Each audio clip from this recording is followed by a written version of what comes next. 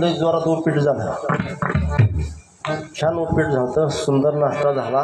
तर गुरुराया ब्रह्म विष्णू महेश ह्या तीन देवाचा एकमुखी दत्त झाला. ब्रह्म विष्णू आणि महेश. तुम्ही सुद्धा दत्त आहात. तुम्ही कोण आहात अण्णा? दत्त आहात. ब्रह्मदेवाचं काम काय? लक्ष द्या, 15 मिनिटात कार्यक्रम संपन आपला. आता ब्रह्मदेवाचं काम काय? उत्पत्ती स्थान. एकाचं 2 करणं, 2चं 4 करणं, उत्पत्ती स्थान. अण्णा किती मुलं आहे तुम्हाला? मग ब्रह्मदेव नाही का तुम्ही? आहे का नाही? कमरेपासून खाली जर अवयव नसतील तर उत्पत्ती होणार नाही. कमरेपासून खाली ब्रह्मदेव नाही, पण ब्रह्मदेवाचा अंश.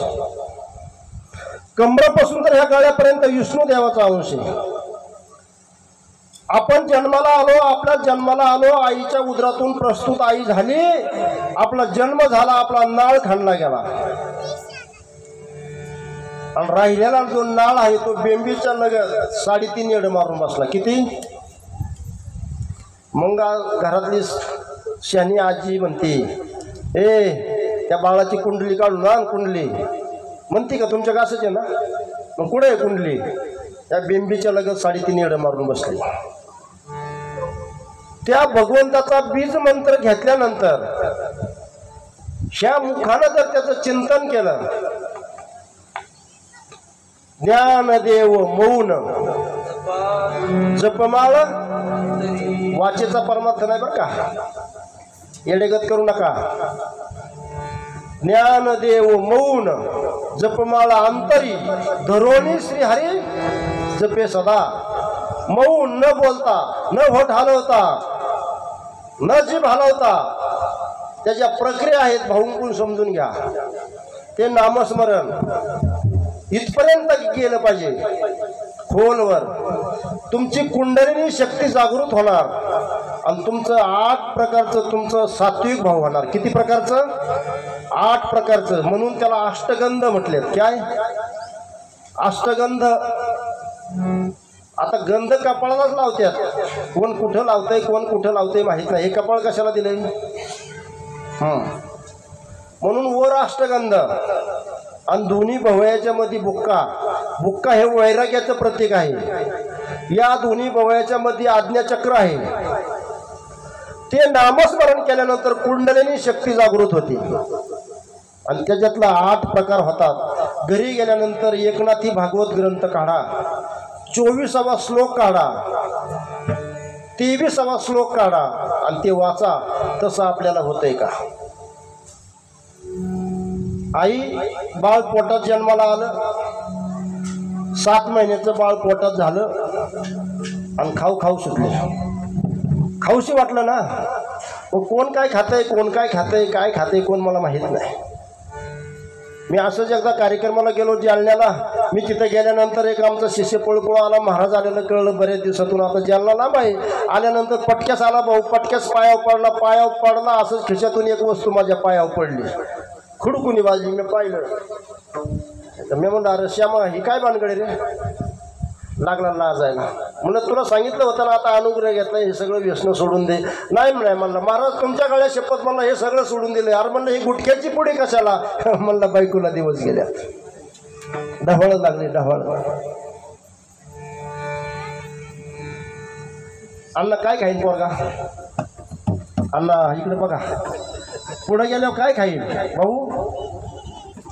केले कर्म झाले तेची भोग आले, भोगतो ना घरी संगीता वाचुनी। महाराज ही कुंडलिनी शक्ती जागृत झाल्यानंतर अष्ट सात्विक भाव प्रगट होतात आणि प्रगट झाल्यानंतर ज्ञान होतं। ज्ञान ते ज्ञान पैगाबरवे जरी मनी आती आणावे, रे संताया भजावे सर्वस्वेशी।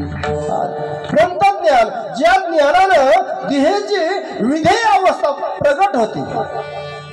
आसवाईसा कोठे आठवचे नाही, देहेची विधेयी भोगो दशा। विधेय अवस्थेला जातो माणूस कशामुळं? ही कुंडलिनी शक्ती जागृत झाल्यामुळं। माझा रामकृष्ण हरी विठ्ठल केशवा मंत्र हा जपावा सर्व काळ, हे म्हणून होईल का? हे तोंडाचा मंत्र झाला। या विनानिक आस्था पै साधन, वाहतश्यान विठोबाची, असं एक साधन आहे। तिथं शपथ घातलेली आहे माऊली ज्ञानोबरायांनी। माऊली ज्ञानोबराय म्हणजे चक्रवर्ती कैवल्य सम्राट योग्यांचे ज्ञानी महावैष्णव माऊली ज्ञानोबराय। माऊली म्हणजे काय खेळ आहे महाराज? हे माऊलीने सांगितलेले। ज्ञानदेव मौन जपमाला अंतरी, धरोनी श्रीहरी जपे सदा। ही कुंडलिनी शक्ती जागृत झाली की तुम्हाला ते ज्ञान होणार होणार होणारच। पुढं च लावलं, विहीर खोदायचं काम करा, पाणी लागणार आहे।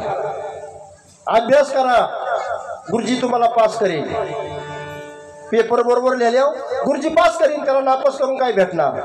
मग तुम्ही चिंतन केलं की तुम्हाला ज्ञान होईल। तुम्ही कोण आहात, कुठून आला, कशासाठी आला, कुठं जायचे, 3 प्रश्न पडले पाहिजेत। कुठून आला, कशासाठी आला, श्यामराव गेले, रामराव गेले, आपला नंबर सुद्धा 1 दिवस लागन का नाही लागणार?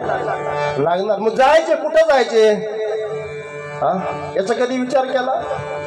आपला देव मर्यादित आहे, आपला देव मंदिरापुरता, आपला देव घरापुरता, आपला देव टॉयलेटमध्ये कुठे?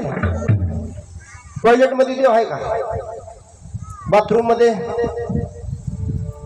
रामेश्वर भट्ट लांबून आले म्हणजे महाराष्ट्रामध्ये म्हणजे संत तुकाराम महाराज ब्रह्मज्ञान सांगतोय म्हणले मराठीमध्ये। सकाळ सकाळ आलं, विचारलं त्या मुलीला तुकाराम महाराजाच्या, म्हणले तुकाराम महाराज कुठं राहतात? म्हणले इथंच राहतात। म्हणले कुठे आहेत ते? म्हणले ते प्राप्तविधीला गेले। प्राप्तविधी कळते का? हा, तुम्ही त्याच्यावरच गडी जुनं, आता टॉयलेट झालंय घरातच। हा, ते गेले तिकडे कुठेतरी खड्ड्यामध्ये लांब जाऊन बसलं तुकाराम महाराज, तिथंच टॉयलेटला बसलं आणि भजन चालू होतं। खेत्या दिशेने गेलं कोण? रामेश्वर भट्ट, आणि आवाज यायला लागला त्या खड्ड्यातून। म्हणलं ह्या घाण लागल्या जागेवर कोण नाही असं नाव घेते देवाचं? राग आला त्याला, हाक मारली, तुक्या अरे अमंगळ जागेवर मूर्ख लेखाच्या, अरे नाव घेतोस, अरे नाव घेताना कुठेतरी चांगल्या जागेवर बसावं। तुकाराम महाराजांनी हात जोडला, कष्ट खोसला, बाहेर आले, हात जोडला, म्हणले माझी मज झाली अनावर वाचा, छंद या नामाचा घेतलाशी। माझी वाचा अनावर झाली, जीभ हातामध्ये धरली।